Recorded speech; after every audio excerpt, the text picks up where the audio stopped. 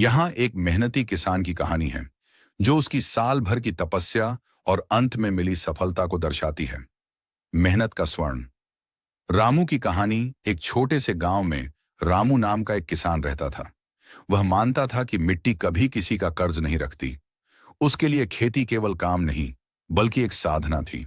वर्ष भर का चक्र, पसीने से फसल तक, रामू का पूरा साल रथुओं के साथ एक लय में बंधा था। तपती दोपहर और तैयारी। मई जून, जब बाकी लोग गर्मी से बचने के लिए छांव ढूंढते थे, रामू अपनी सूखी जमीन की जुताई करता था। उसका मानना था कि जितनी गहरी जुताई उतनी गहरी जड़ें। मानसून की पहली फुहार, जुलाई, जैसे ही पहली बारिश हुई उसने बीज बोए। दिन भर भीगते हुए वह खेतों में मेड़ बनाता ताकि पानी का सही संचयन हो सके।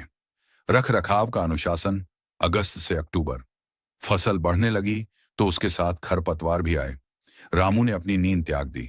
वह रात रात भर जागकर जंगली जानवरों से अपनी फसल की रक्षा करता और खाद पानी का सटीक संतुलन बनाए रखता।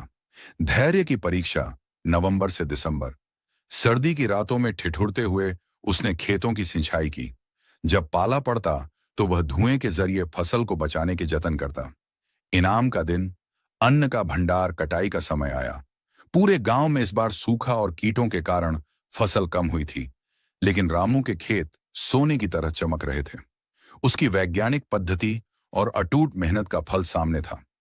जब अनाज की तुलाई हुई तो रामू की उपज गांव में सबसे अधिक थी। पंचायत ने उसे सर्वश्रेष्ठ कृषक के सम्मान से नवाजा। उसे पुरस्कार के रूप में न केवल सम्मान मिला बल्कि सरकारी योजना के तहत उसे बड़ी मात्रा में उत्तम किस्म के अनाज और बीज उपहार स्वरूप दिए गए। मेहनत का बीज अगर धैर्य से सींचा जाए तो फसल हमेशा उम्मीद से ज्यादा ही मिलती है।